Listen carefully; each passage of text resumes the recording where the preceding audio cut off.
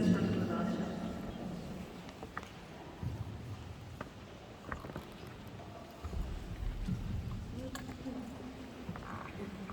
Bog vas živi, sem Matjaž Grčar iz Zagorja.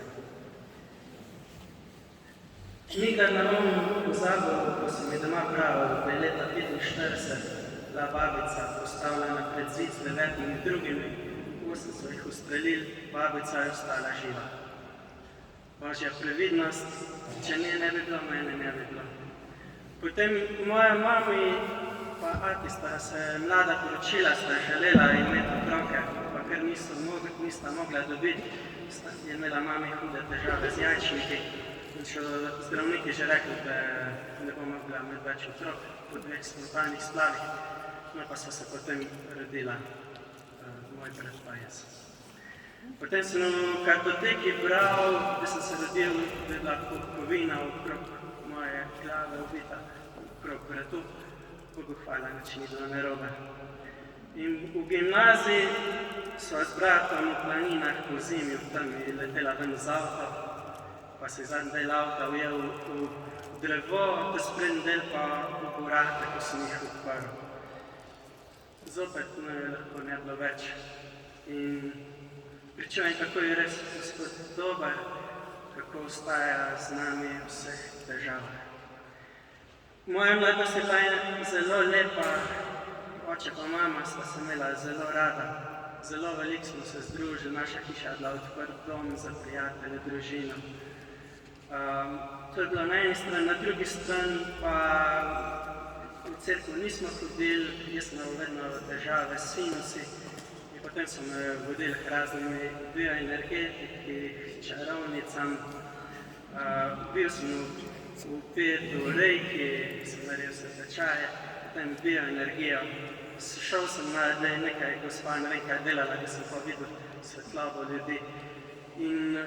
In je naša cela družina po eni strani izjemna radost, po drugi strani izjemno tonila v tam. To je radost biti skupaj, biti v ljubezni, je prekinila smrt mojega očeta, ko sem bil star 12 let, on je bil pa 42 let star. In se spomnim, da sem takrat prvič v življenju molil. In sem rekel, Bog, to ne more biti res. Jaz sem bil sob zaprt, pa sem slišal, kako je ati umrl, je predklical zdravnika. Sem rekel, Bog, to ne more biti res. Če si ti živ, potem moj oče ni umrl. Moj oče je umrl. In v našo družino, moje srce se je naselila velika žalost, velika tuga, ena velika praznina, en velik manko, en del mojega življenja je bil, ko bi bil raztrgan, ko bi bil ubit. Jaz sem se zaprl kot taka želva. In čas je šel naprej. Bogu hvala, sem imel svojega 23. leta vse 4 detke pa babice in sem veliko časa z njimi preživljal. In je to moj, vsaj del tega manjka ljubezni, so mi oni nadomestili in sem iz srca hvaležen njim. Potem druga taka velika rana, ko sem jo zadobil, je bila v gimnaziji, ko sem se prvič zaljubil in sem pošinil nekako, da tudi drugi ljudje okrog mene obstajajo, ne sam jaz. In sem šel ven iz tega svojega klepa in to je bilo, ko smo šli v Španijo na maturantski izlet, ki sem drugič molil. In sem rekel, Gospod, če si ti, potem izrihti, da bom zraven jaz sedel. In res tudi na avtobusu se peljemo nazaj proti Sloveniji, Dinkost, mi si bil zraven me in jaz Slovin zmagal, jaz. In potem sva se res fajn ujela in bila nekaj časa skupaj in ker naenkrat rekla, ne bi bila več skupaj. In sem je ponovil ta vzorc, ko sem ga imel že v sebi. In tisto najlepše, kot je dano, ima tisto izgubiš. In to je taka rana v duši, da je težko povedam. No in v podobnem času sem pa jaz tonil še globje v okultni svet, ko sem bil peljan tudi strani mojega dedka, pa njegova mama je slovela po Srbiji kot ala šloberca. In sem padel v talismansko magijo, potem sem naredil 7 stopenj joge.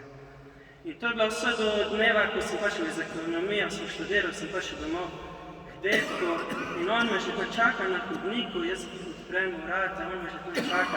Njegov obraz je žarel po sonce, mi se reče, vse se meni meša. In ga tako gledam, se rekel, dedek, kaj se dogaja? Je rekel, pejt z menoj. In je šel, sva šla v njegovo sobo in on pred menoj začne moliti Pasijon svete Brigitte Švedske.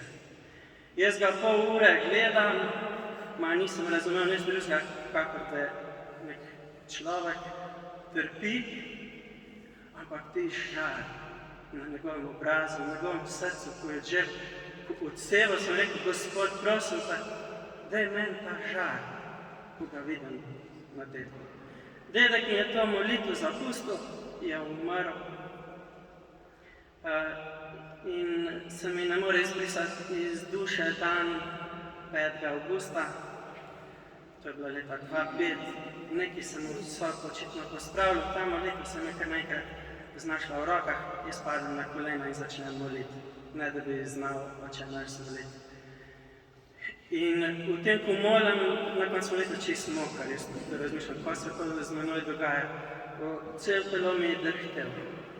In potem par dni kasneje sem še eno magijsko prakso delal in ležim na posteli, pa slišim, ko mi Jezus reče, Matjaž, če hočeš biti z menoj, tega nikdar več ne stori. In v tistem trenutku sem vedel, da mi govori Bog, da mi govori Jezus, da obstaja trojica. Vlil mi je neverjetno spoznanje vse in prevrtil sem je film mojega življenja, kako sem začetal plezal po hribih, se igral z bratom, je mami pravljice odbrala in sem šele pa domel. Bog je ljubezen, kdor prebiva v ljubezni, prebiva v Bogu in on v njemu. Par dni kasneje gremo v Ljubljano, 7. stopnjo joge, v tempelj sem šel na Ježico, se pripeljem tja z avtom, Jezus mi reče, Matjaž, a ti hočeš biti z menoj? Nič nisem rekel z usti, moj srce rekel, ja, Gospod, želim biti. Prižgem avto, se odpeljem, ne vem, kako sem prišel domov. Takrat se je začel bitka za življenje in smrt. Zelo težko opisati, ampak moje telo je njihov kot notranjost, 2 metra kjer, 2 metra kjer. Na trenutke se nisem zavedel, kje sem imel včasih občutek, kot da se hodil popodno. Moje telo je, kot bi me nekdo užil, kakor brisačev, žmeš. Tako so me začele bolečine stiskati. Neverjetna bolečina v glavu, v očeh. Prav izžit sem bil v tistem času videti in sem domel, da se dogaja bitka za življenje in smrt. A bom ali me pa ne bom. Zato rad rečem, kdor je v jogi ali v kakšni drugi okultni praksi, samo eno stvar naredite. Probajte iti ven. Ker dokler boste noter, vas bo hudič pustil na mir. Boste hoteli iti ven, pripravi se na življenje in smrt. In najprej se v tistem času prijatelja, mene so malo pa povabili v moji župniji na prenovo in sem hodil v njihovo skupino in sem skupaj z njimi rastel. Potem se spominjam, po parih mesecih sem si kupil Sveto pismo, jaz začnem brati od samega začetka, dokler ne prijem do Ezekiela, 36. poglavje, 26. vrstica, dam vam novo srce in novega duha, daj nam vašo notranjost. In v trenutku sem vedel, to ni navadna knjiga, pa Gospod, ti to meni govoriš, si mi dal novo telo in novega duha si mene vlil. O, kaka radost, Bog je živ. In v tistem trenutku vstajam doma, berem, v knjige so nosili na kup in so jih začeli žgati, ker je bilo povezano z okultnim. Vse, kar sem imel v kamin, sem zažgal. In še leta in leta potem sem najdeval talismane, ker prej sploh nisem videl in so bili in sem jih potem kar najdeval in lepo to kuril.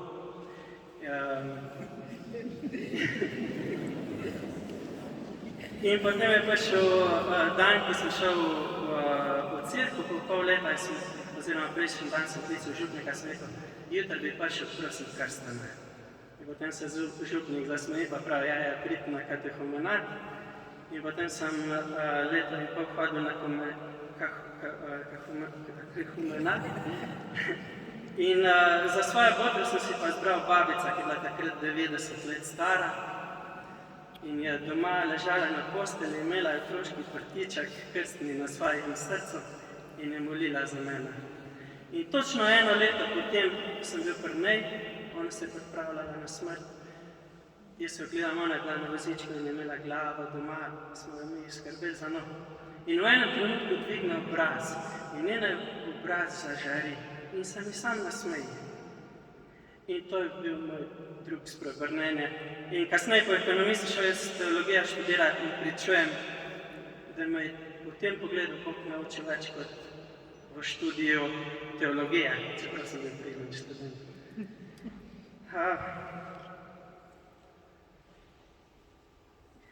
Potem sem župniku rekel, da bi bil rad eksorcist. Potem pa je rekel, ja, potem pa bi mogel biti duhovnik. Sem rekel, ne vem, mogoče pa res.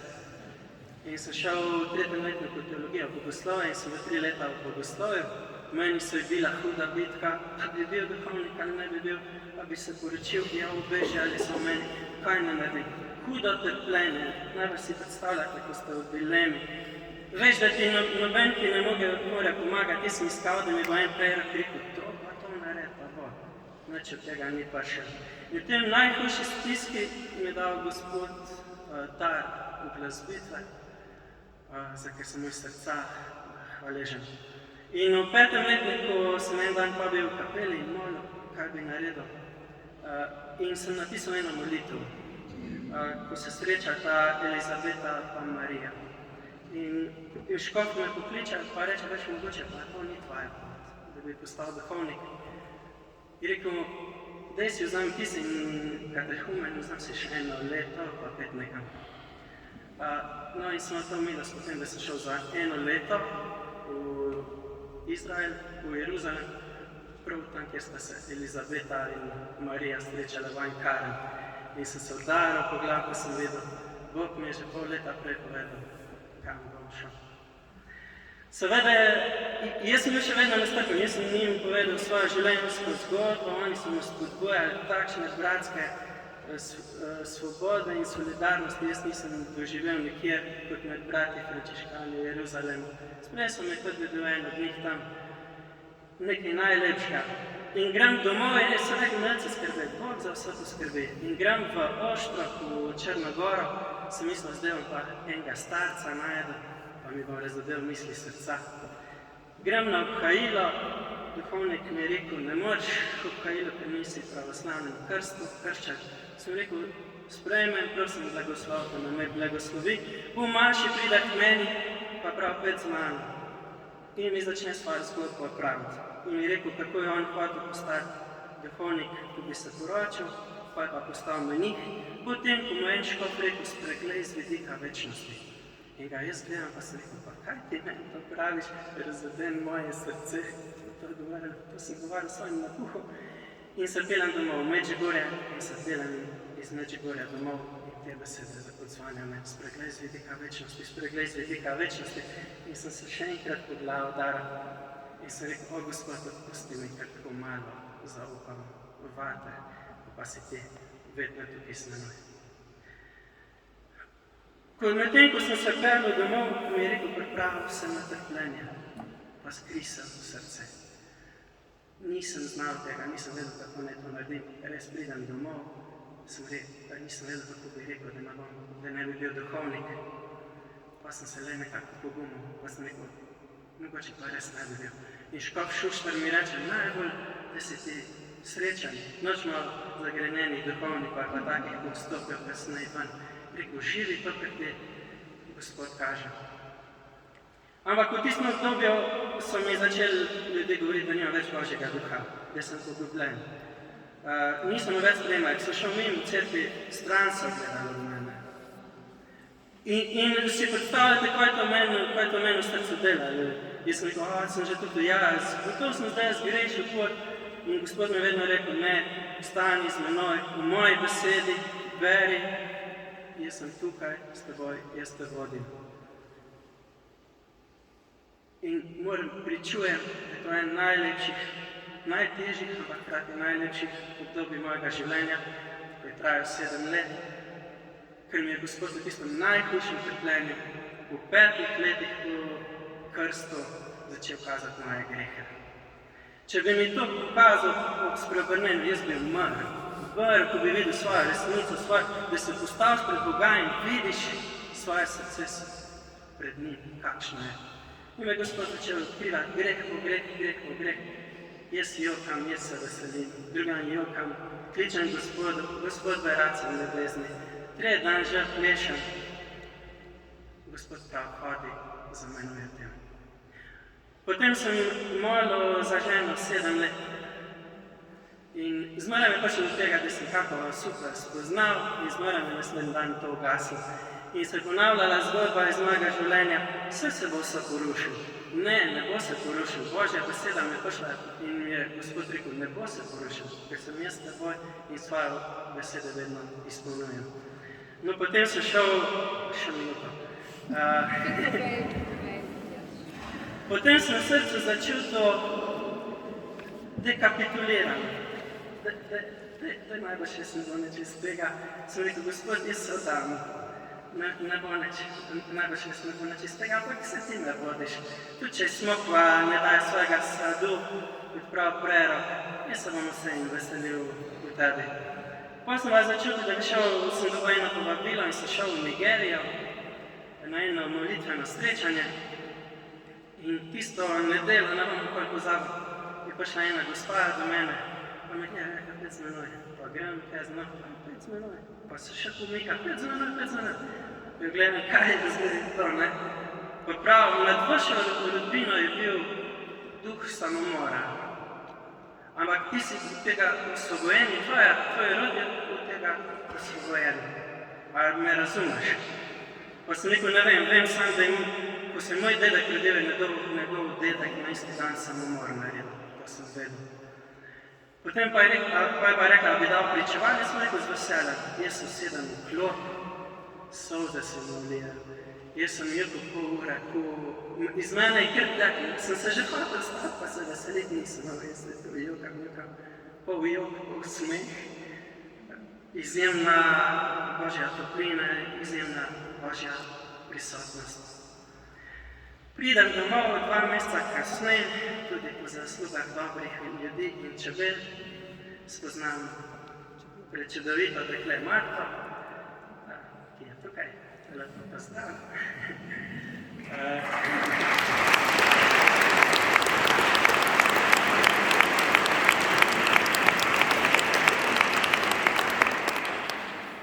In sem v njej veri rekel, Gospod, da je to.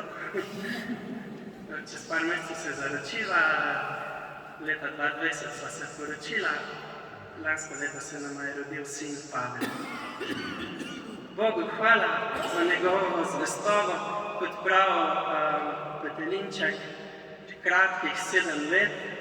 Ko si v teh 7 letih je težko, ampak zdaj, ko gledam nazaj, je res Božji čas čudovit. Jaz molim k tebi, ti pa me uslišiš ob pravem času. Končam še z eno pesmijo, ki mi je Gospod navdahnil, vas prosim, če pojete z mano, ker je zelo enostavno kamen.